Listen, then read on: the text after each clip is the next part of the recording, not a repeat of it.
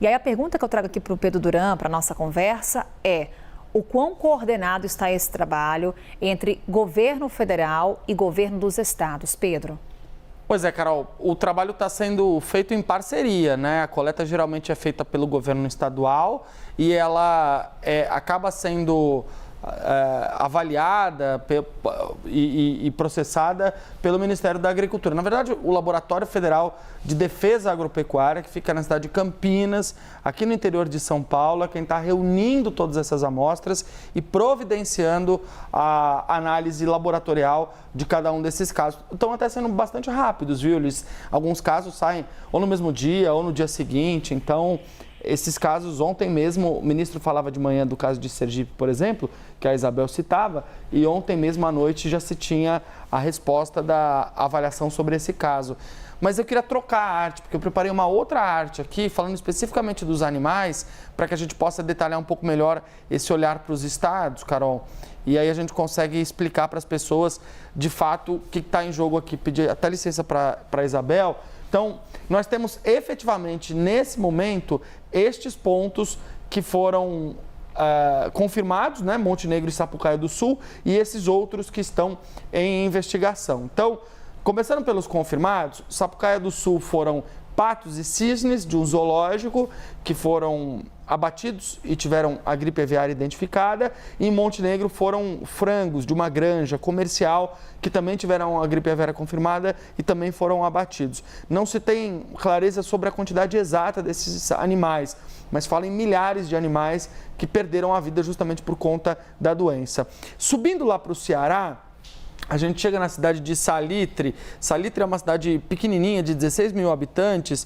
Ali, uma galinha e um capote foram testados positivo para gripe... Não, aliás, foram testados para gripe aviária e não tiveram ainda o resultado do teste. Ainda são investigados. Ainda são investigados. O Ceará, inclusive, está fazendo um trabalho, Carol, de ações de vigilância em granjas comerciais, usando a suave, aquele cotonetinho que a gente usou muito na pandemia da Covid-19, na traqueia e na cloaca para coletar as amostras para que elas sejam enviadas para o estado de São Paulo, para o laboratório em Campinas. O capote é a galinha d'Angola, né? Popularmente conhecida como galinha d'Angola. Então, são esses dois casos, foram registrados no fundo de um quintal lá no Ceará, aves que estavam doentes. Passando para Aguiarnópolis, a cidade do Tocantins, são 7 frangos doentes que foram testados para gripe aviária. O governo local confirmou que eles foram sacrificados e, a partir desse material genético, está sendo examinada a gripe aviária. O que diz o governo de Tocantins? Que há uma expectativa de que deva se tratar da infecção por H1N1, a influenza responsável por causar gripe nos humanos, que foi o que apontaram os testes preliminares feitos nestes animais. Eles dizem que esse lote de 7 frangos estava no meio de um lote muito maior de 40 mil aves, também para fins comerciais, que tiveram, nesse caso, sintomas da síndrome respiratória e nervosa das aves. Mas o laudo preliminar que foi estabelecido e foi divulgado para eles no domingo, no último domingo, já destacou que a presença do vírus da gripe aviária estava descartada num primeiro momento. Passando para Ipumirim, em Santa Catarina, cidade de 8 mil habitantes, galinhas foram testadas depois de morrerem com um quadro que pode ser de gripe aviária.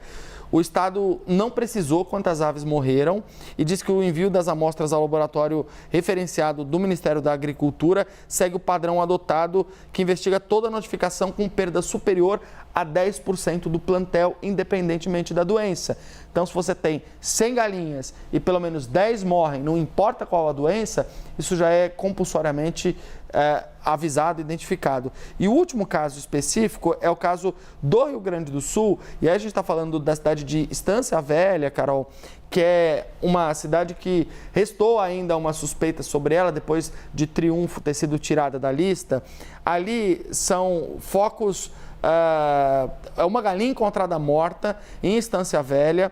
O Estado, inclusive, fala o seguinte, eu conversei com eles e falei assim, bom, mas vocês tiveram duas confirmações, outros casos afastados, agora mais uma suspeita. Eles falaram, Pedro, desde 2022, a gente mandou material genético de 147 aves para o laboratório.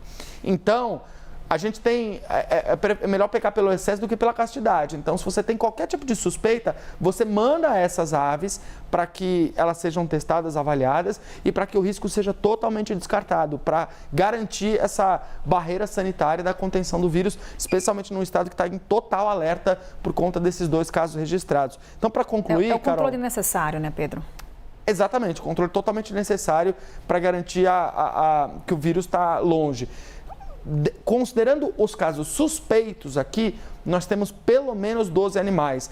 As galinhas de Pumirim não se tem ainda a quantidade exata, mas são pelo menos 12 animais que estão sendo investigados, frangos, galinhas e um capote, para que seja identificada ou não a presença de gripe aviária. A gente torce para que não seja. Em regiões diferentes, né? Isso também chama bastante a atenção. Até o momento, confirmação apenas dos casos no Rio Grande do Sul, casos confirmados na sexta-feira passada. Pedro Duran, obrigada. Valeu, Carol.